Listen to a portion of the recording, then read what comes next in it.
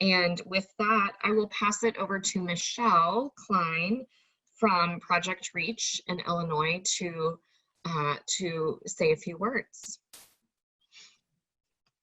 Thank you, Melissa, and welcome to everybody. This is so exciting as the screen fills up with new names and familiar names and faces. It's really a testament to the power of connection. And this whole event was going to start out as a face-to-face event, and when we needed to reimagine it, Corin Chapman was good at doing that, as was the GFPD, and we really appreciate being included in this reimagined event to provide both information and an opportunity to network for families both with GFPD and those families whose children have deafblind needs for other reasons as well. So I'm just so glad that you're all here and that we can hopefully share with you some really great information and opportunities to connect with people. And just want to make Project Reach available to you, because even though we're all learning differently now, we still have children who need to learn. And so Project Reach is here to support you in that endeavor. So just welcome. Thank you. Next up, we're going to start the morning with Sarah Edwards, and she's going to be sharing empowering children and families through active learning. Sarah is a teacher for the visually impaired and an early intervention vision developmental therapist. She received her bachelor's degree in psychology and special education, low vision and blindness program from Illinois State University. She graduated from the special education master's program at Illinois State University in May 2017.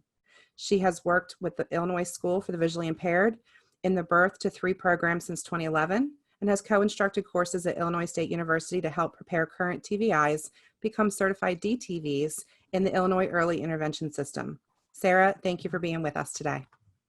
Thank you, Katie, and I wanted to thank everyone for letting me join you today. I've been really looking forward to this morning. Of course, when I was asked, I was excited to meet everyone in person, but here we are virtually. So we will go ahead and get it on active learning. Just to give you a little outline, I'll start this morning just giving you a brief background on exactly how active learning came about, and then we will talk about the defining principles and some components of active learning. And then I'll move into what can we do as families, as caregivers, to create these active learning spaces for our children. And then I'll share a few ideas following that, and we will end and move on. So to get started, the active learning is an educational approach that was developed by Dr. Lily Nielsen. As a developmental psychologist and an early childhood educator, she worked for over 43 years with adults and children with multiple disabilities. She was a special educator and advisor for the National Institute for the Blind and Partially Sighted Youth in Denmark. She definitely was inspired by her family, by her siblings. She was the second of 7 children, 4 of whom were born blind. So this, her professional and her personal experience led to a lifetime of work, working with blind adults and children with multiple disabilities. She was internationally recognized for her theory. She authored several books, essays. She conducted research. She lectured around the world. And she also developed an assessment and curriculum for individuals with multiple disabilities. In addition, she invented some perceptual aids and equipment that helped with skill development, which a few of those ideas we will actually share at the end of this workshop, and then Chris will follow up with some live action, which is exciting, and I'm looking forward to that. Dr. Nielsen was also awarded the Knight Order of the Dannebrog for her lifetime of work in the field of special education. So she really, I think, changed the way educators and families worked with children and adults with multiple disabilities. So her theory, her active learning approach really addresses the breakdown that can occur at the earliest stages of development due to an individual's inability to access the world due to impairments, whether it be vision, hearing, cerebral palsy, autism, cognitive disabilities, or other disabilities. I wanted to bring to your attention, if you're not already familiar, the Active Learning Space website. This is based on Dr. Lily Nielsen's approach, and it was recently updated through a partnership between the Pendleton Center, the Perkins School for the Blind, which is based out east in the Boston area, and TSBVI, which is the Texas School for the Blind and Visually Impaired. It is packed full of useful information and content for both professionals and parents. If we have any professionals here today, or I'm sure we all know some professionals, there are links to courses on the Active Learning Space website that offer continuing education credits. And then for both professionals and parents, there's newsletters, there's videos, there's instructions for constructing some active learning materials as well.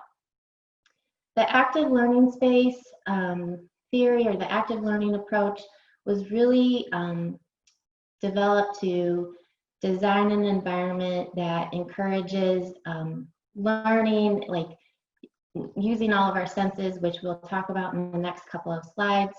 And they are simple to recreate at home. It's really based on using that natural environment and things that your child likes and should be surrounded by. So defining principles of active learning.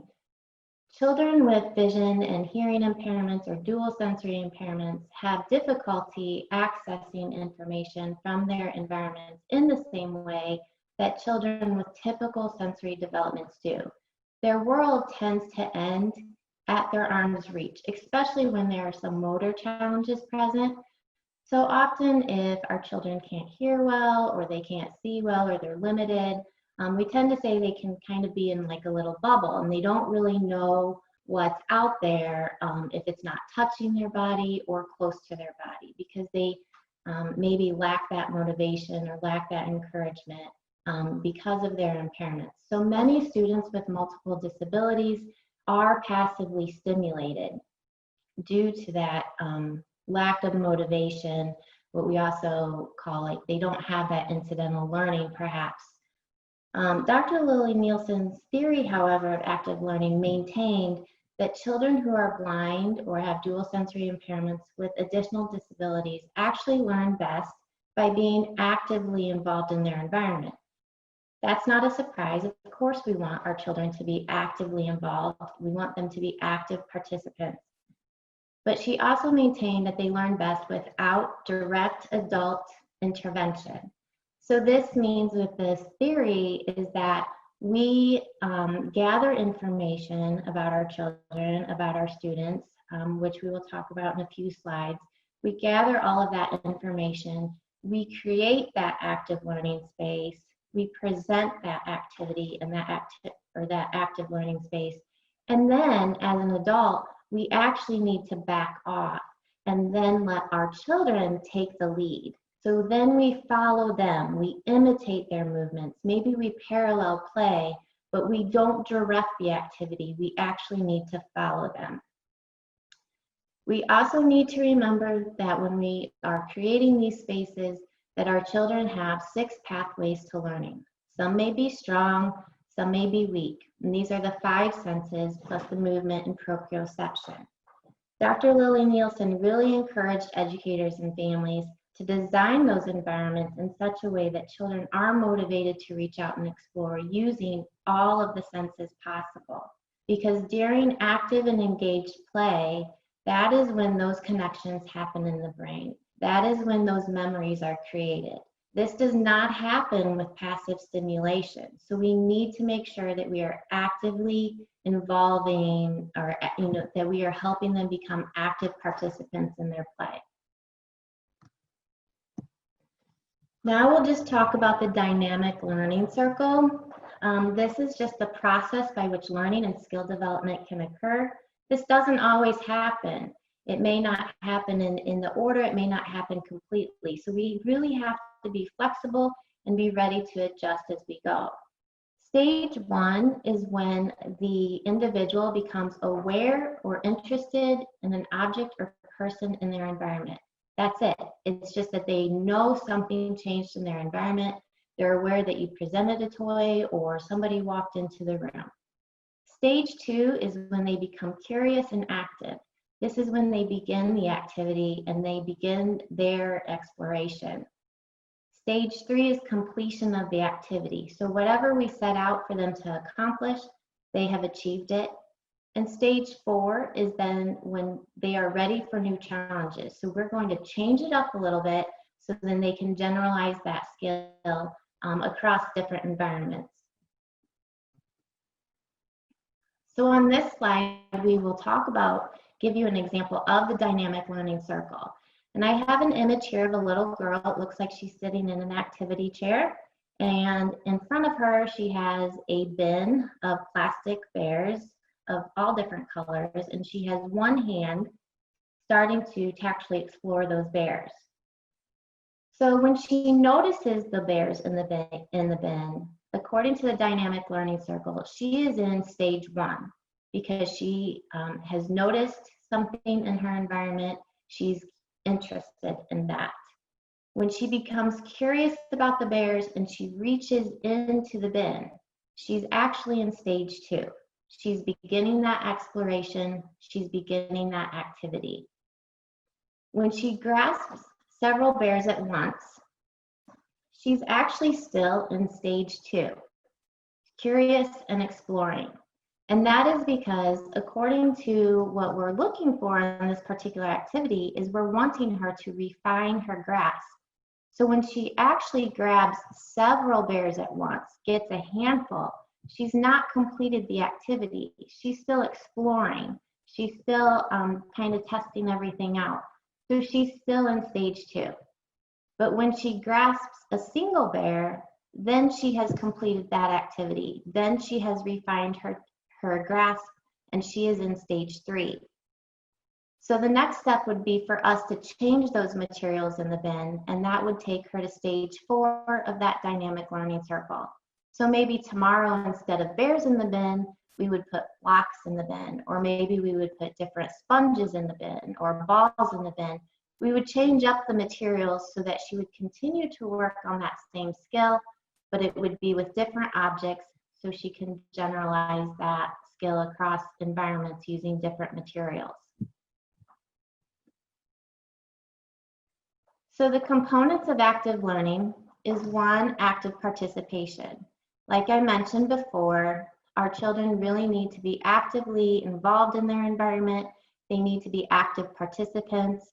That is when the brain makes those connections, the memories are created. We definitely don't want them to be passively stimulated and only think things are just brought to them, or there's no motivation or encouragement to kind of explore their environment. Repetition is also a very important component of active learning. Many times, really for most children, how do we learn a skill? We practice and practice and practice. So we have to introduce activities multiple times to our children so that they can learn these skills.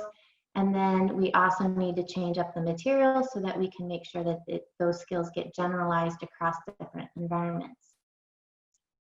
We also need to make sure that the experiences we create are developmentally appropriate. This is very important because this is not the same as age appropriate. So this can be difficult and this can be tricky, but we want to make sure that those developmentally appropriate experiences are offered, because if not, then oftentimes we see behaviors that are misinterpreted. Our children might exhibit some behaviors because they're frustrated, because either we've made an activity that's too difficult for them, or on the other hand, we might have, our expectations might have been too low and we are just not providing those developmentally appropriate experiences. So we start seeing behaviors that often get misinterpreted and interfere with their learning. So we really need to look at the child and see what is appropriate for them and where they are at. Reinforcing. Of course, those activities need to be reinforcing. None of us want to do anything that's not rewarding in some way.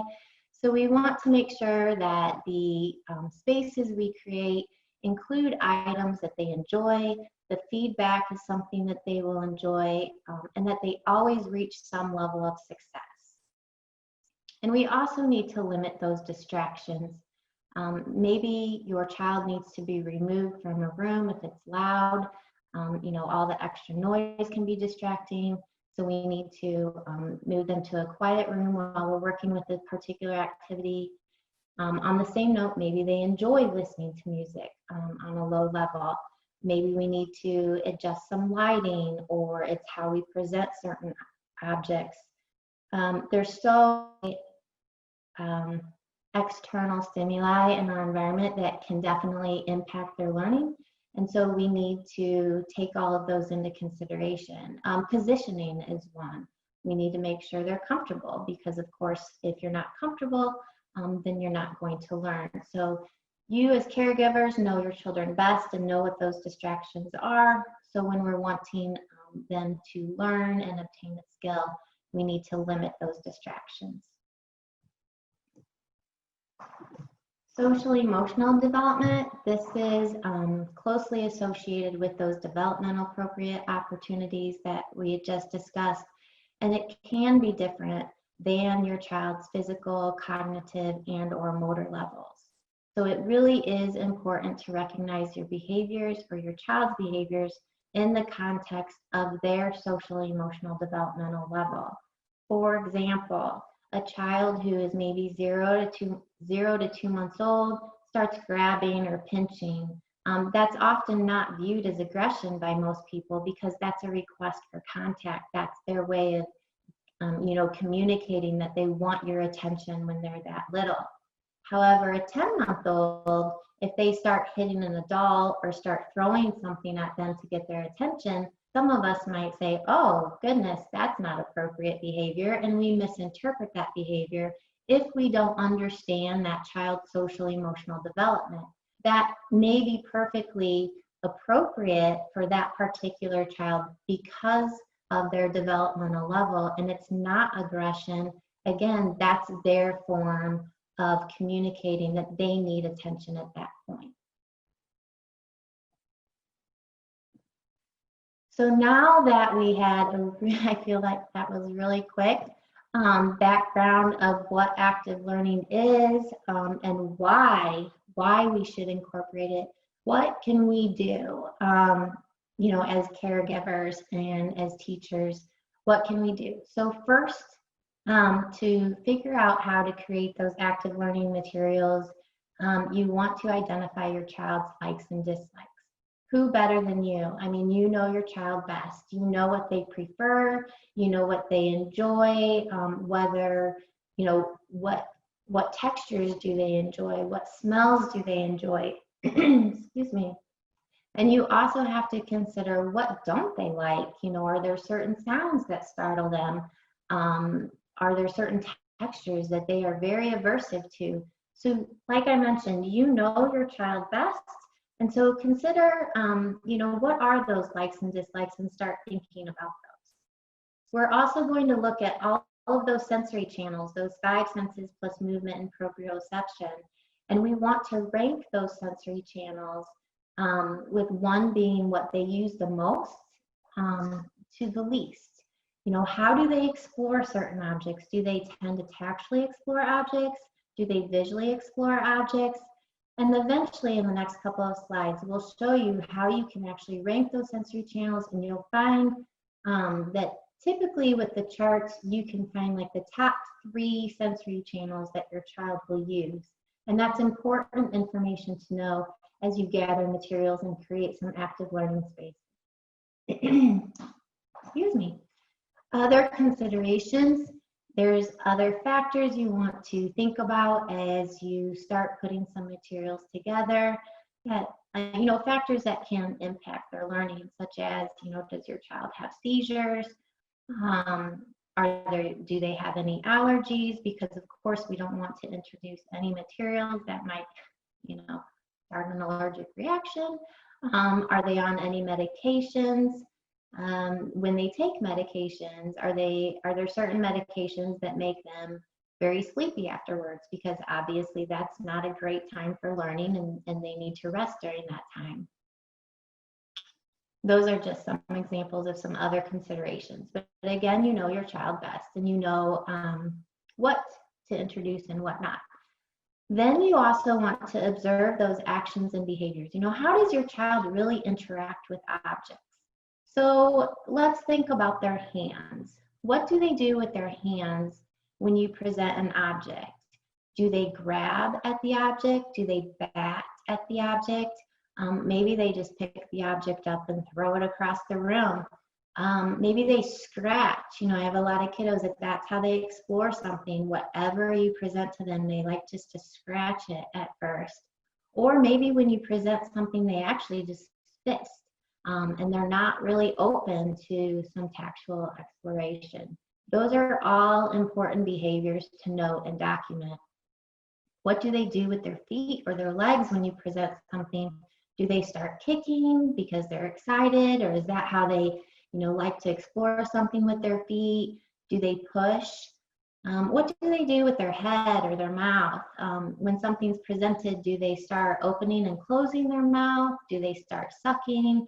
Or maybe they actually become more vocal when you present something. And always consider, as in addition to like, what do they do when you present certain smells? We tend to forget about smells, but that can play a very strong role too. And what kind of behaviors do they present when you have some very strong smells? And just document those as well, because again, you're going to find out that this is all important information to figure out what to use in those active learning spaces. And then you want to make a list of materials. And I'm going to show you on the next slide an example of some materials, and you want to look at all of the properties of materials and then figure out how your child would explore these materials. So here is just an abbreviated example of some materials that you can start identifying how your child explores. Which sense do they use to explore these particular materials? And this list can actually be found on the Active Learning Space website. So for example, if you presented dry beans or coffee beans, this particular child would explore that material through touch, and then also through hearing, because they probably sit there and listen as they're moving their hands through the material, the beans and the rice. And then they would also use smell, I'm sure, particularly for the coffee beans. If we go down, let's look at like metal spoons or metal measuring cups. This child is going to use vision, hearing, and touch while exploring those materials. So as you can see, by going through these different materials and ranking how your child would explore this particular material, you can see that you will find their top 3 sensory channels. Which sensory channels do they use the most? So this particular child's top 3 sensory channels, obviously number 1 is touch. They tactually explore, looks like about everything. And then hearing and vision would be their second and third sensory channels to keep in mind as you're putting spaces together. And also, Dr. Nielsen recommended making a list of at least 70 items, which seems like a lot. But definitely check out the Active Learning Space website, because this is just an abbreviated list, so you can get more ideas on their site as well. But if you notice, they're really all household materials for the most part, just things around the home and many things that you probably wouldn't think of. This is another list of attractive objects. This was actually taken from the Texas School for the Blind and Visually Impaired, and it was adapted from the Space and Self paper by Dr. Lily Nielsen.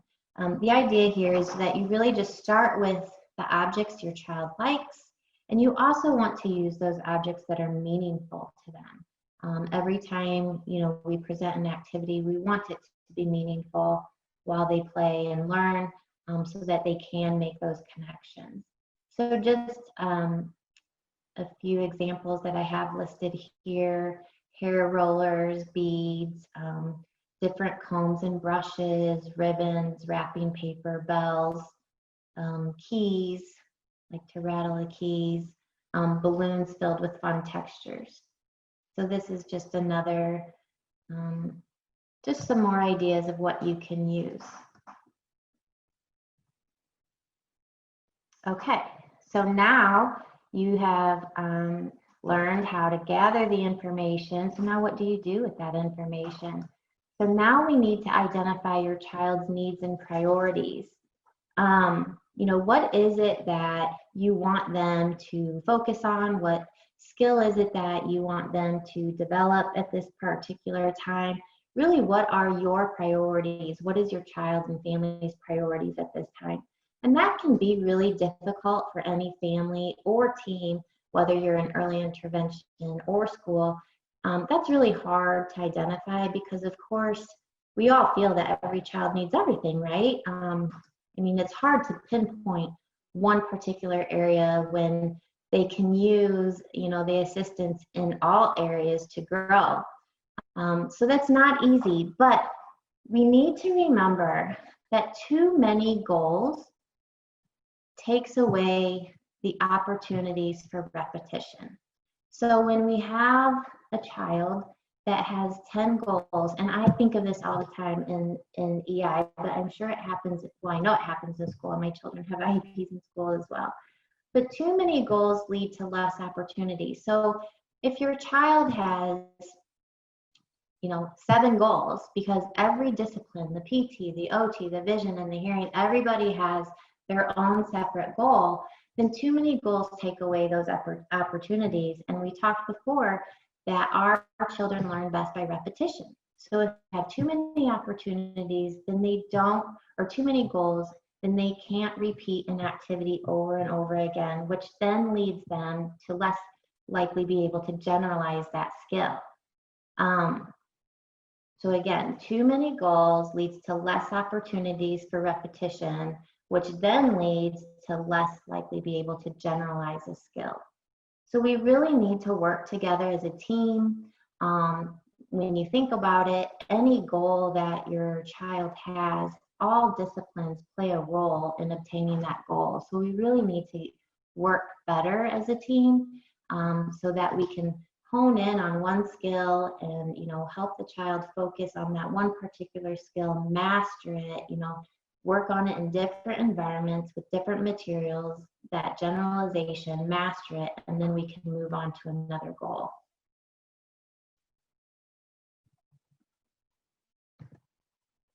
Okay, so now I just want to check the time because I know I talk pretty fast. Okay, we're good. So now we're going to go through these perceptualizing aids. So these are the materials that you can use, just some ideas to work on some skill development in the home.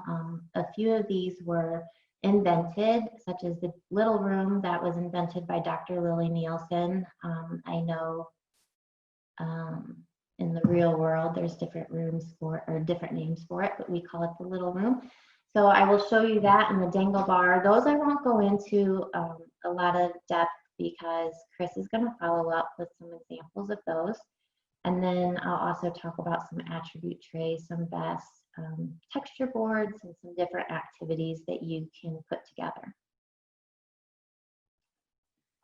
So here is a little room. This is an image of one. It's closed in on 3 sides and with some type of wood. I know the ones that my school uses, the sides are usually made out of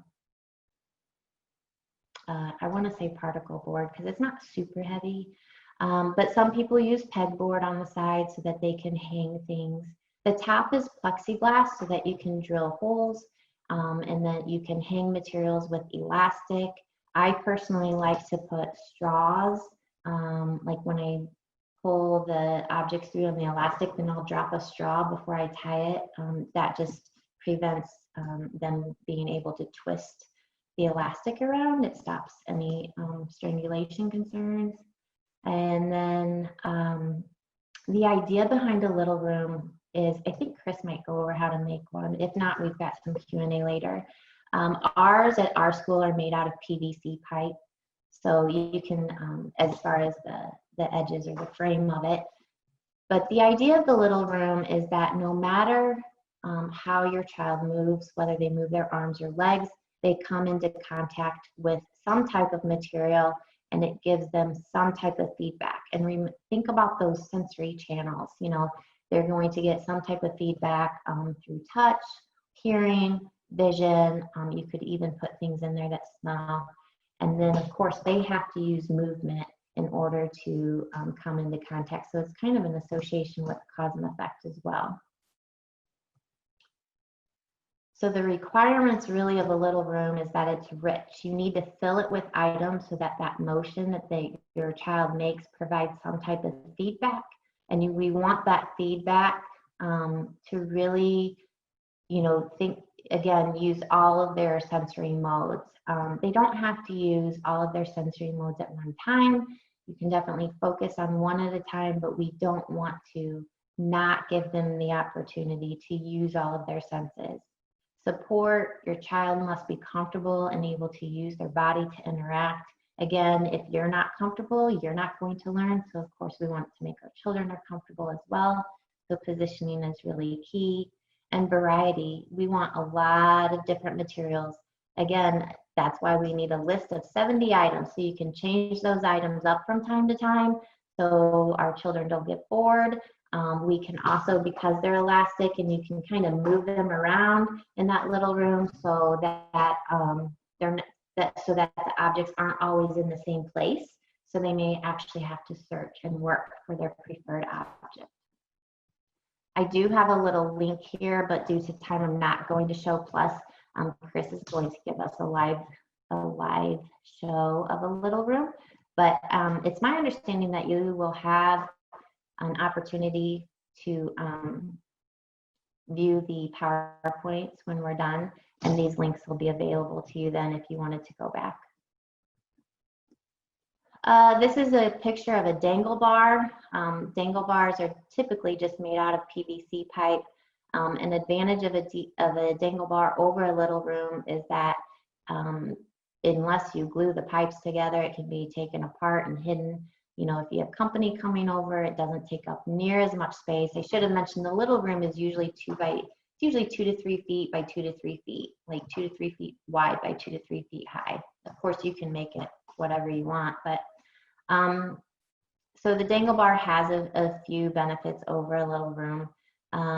You can place your child under it, or you can position them in a chair so that it's in front of them or to their side if they're laying down. And again, the idea is that you're using those materials that you know that they really, really like, and that it encourages them to reach out and explore those items. And in this particular picture, the items are presented in front of a black curtain to kind of help those items visually kind of pop out for this child. And you can place one item or multiple items. It's whatever your child would be able to tolerate, but we want them to have success. So if their reach isn't completely direct, then sometimes placing more objects is beneficial so that they actually do come into contact with something. And we typically use like shower curtain rings to hang items on a dangle bar. Okay, attribute trays. So you can make attribute trays based on color, based on texture, based on object or purpose. And it's really just putting similar items all together on one particular tray. So on the left here, I have an image of an attribute tray of Slinkies. That little doll is actually a Slinky doll. So it's all Slinkies on this particular tray. And then the image on the right is an attribute tray of brushes. So this gives the child an opportunity to explore all kinds of brushes. Looks like there's a soft brush, you know, bristly, rough, kind of like a sponge. So there's many different textures in those brushes that the child can explore. So some different ideas for the attribute trays would be making trays of spoons, balls, items with holes in them, things that bend, items that are long, cups, boxes, brushes, plates, or bowls, or like I said, you can even make them by color. I've had families that make red attribute trays. They place all red items on a tray, or maybe all blue items on a tray. I've actually had families make bows, attribute tray of bows, different colors of like ribbon bows, because their child just really visually loved the shiny bows, and then loved exploring it when they touched.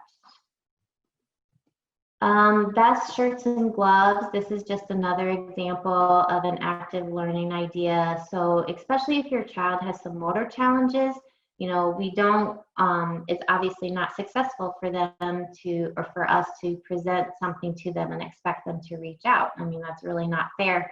So we really need to make sure that we bring those items to them.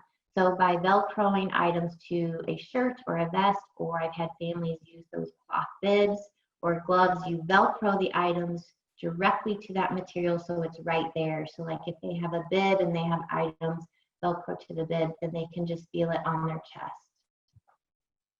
And I should say the image, I have one image of a vest with multiple items Velcroed across, and then the second image is, it looks like she's got some splints, and then there's some Velcroed items on the backs of her hands. And then here's just a couple examples of some texture boards. If you're a Pinterest person, you can find so many examples of different texture boards. Again, you know what your child likes and dislikes, so you know what to put up there to keep them encouraged and motivated to reach out and explore different textures. The top image just has them all in a row in columns, different textures. The bottom image actually has everything attached to a pegboard, and again, it looks like they use that elastic so that if they grab something, they could maybe possibly bring it to them.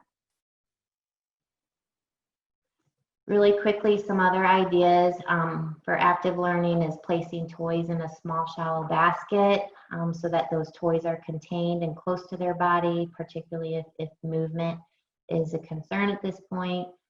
Or you can actually put the child in the laundry basket so everything is right there and they can have a high rate of success exploring those objects.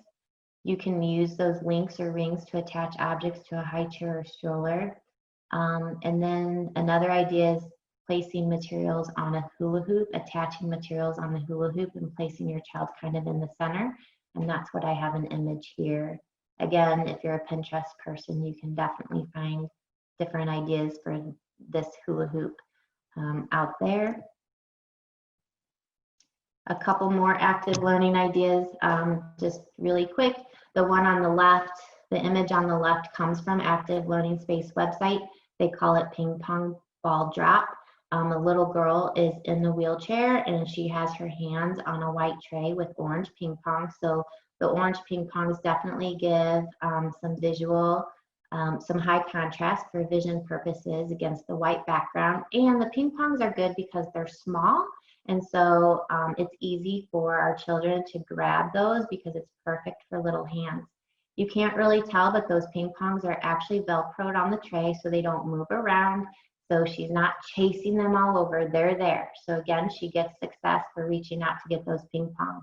Then on each side of her chair, on one side she has a metal bucket, and on the other side she has a plastic bucket. So when she gets the ping pong off the tray and drops it in the bucket, depending which bucket she drops it in, she'll get a different sound.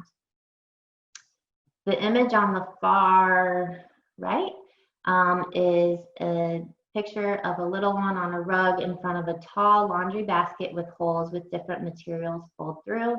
So that's just encouraging her to reach out and explore those different textures.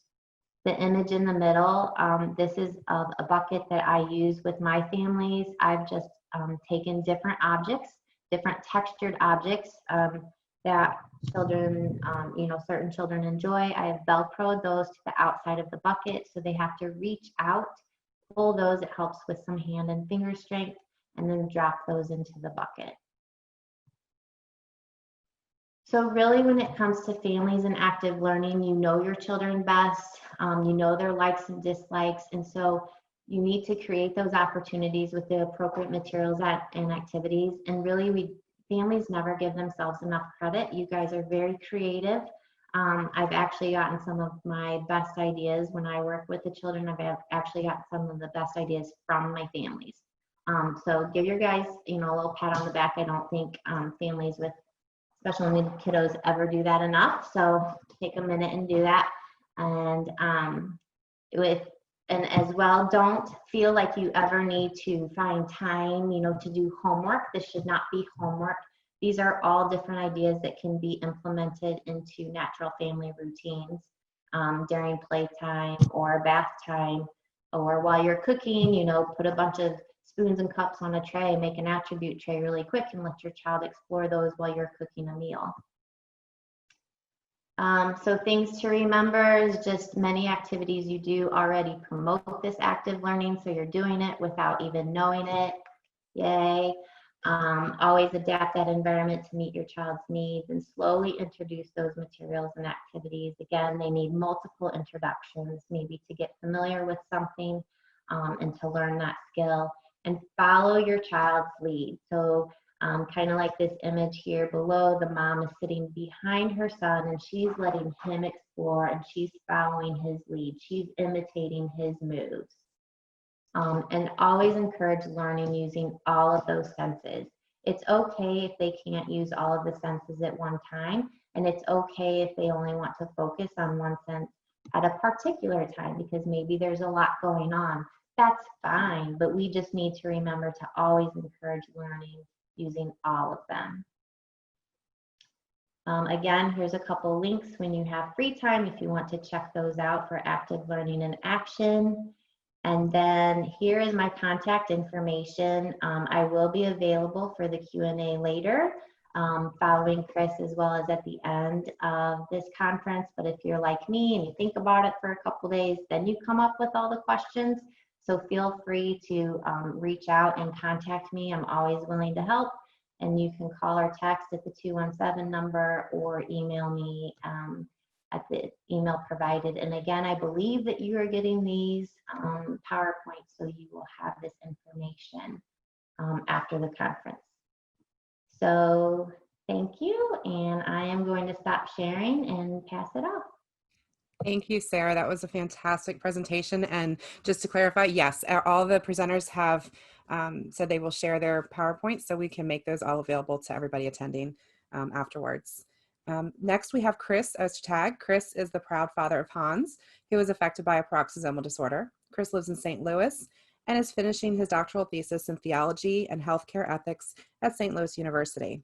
Chris is joining us today along with his adorable son, Hans, and he'll be sharing about his experience with active learning. All right. Hi, everyone. Can you hear me okay? We can. All right. So thanks again, Sarah. That was a really fantastic presentation. And just by way of disclaimer, I'm presenting here because we have a little room for our son, Hans. But really, it was because we have a fantastic TVI from Delta Gamma Center for Vision Impairment here in St. Louis. And she has been amazing with just thinking about creative ways about, getting Hans engaged and active, and really sort of maximizing Hans's strengths. And Hans is really, really tactile. So his vision is really poor. We think he sees lights, but that's about it. He doesn't track well. And his hearing loss has progressed to profound. But he is so tactile. Like he grabs everything, especially his feeding tubes. So just by way of background, and I'm gonna try to rotate this way so you can see the little room, and hopefully you can all still hear me well. So this little room, we made this with our TVI, and this was actually like, we got the materials ourselves, but there was like a template that our TVI had.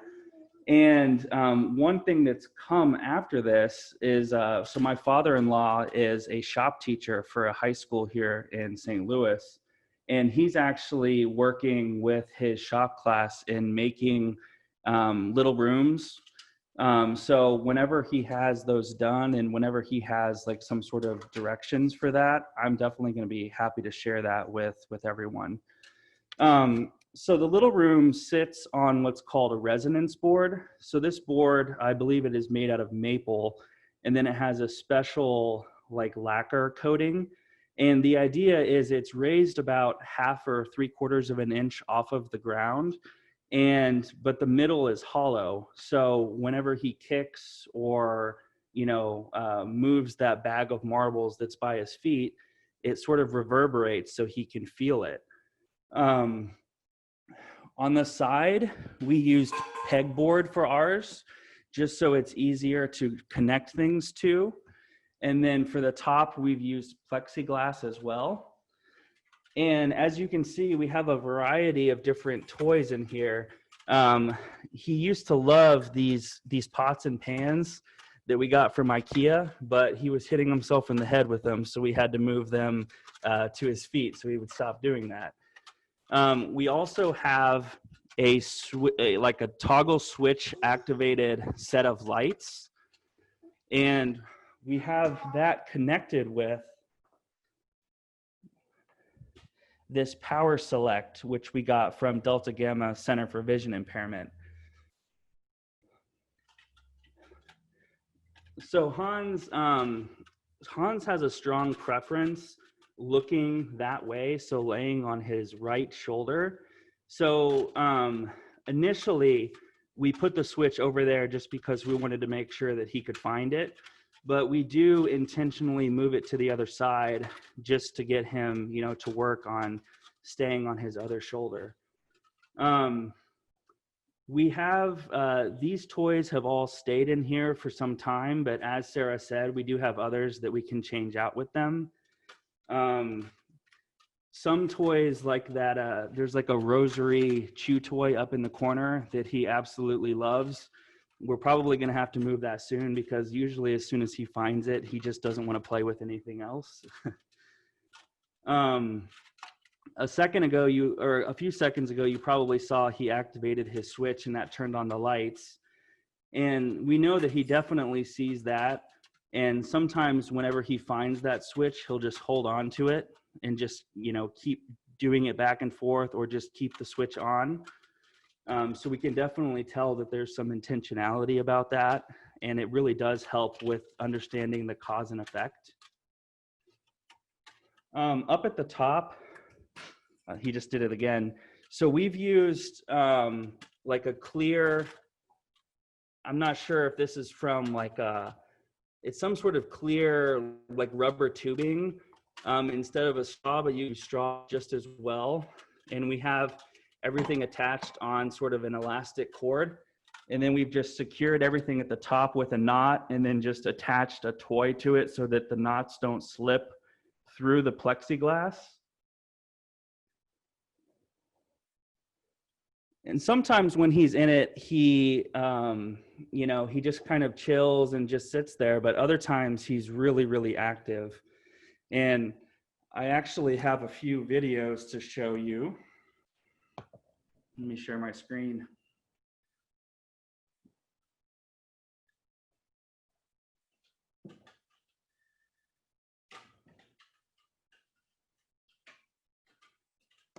So this is a video from him at a different time playing with it, but you'll see that at this time we had another switch in there that also activated the fan, so he could rotate from turning on the fan to turning on his lights.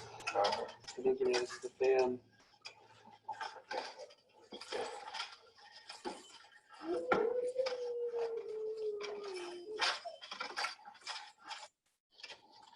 And then sometimes too, let me see if I can move this. He also, his sister likes to help out. So she's very happy to get in a little room with him and help him find the button to push it, which he loves, of course.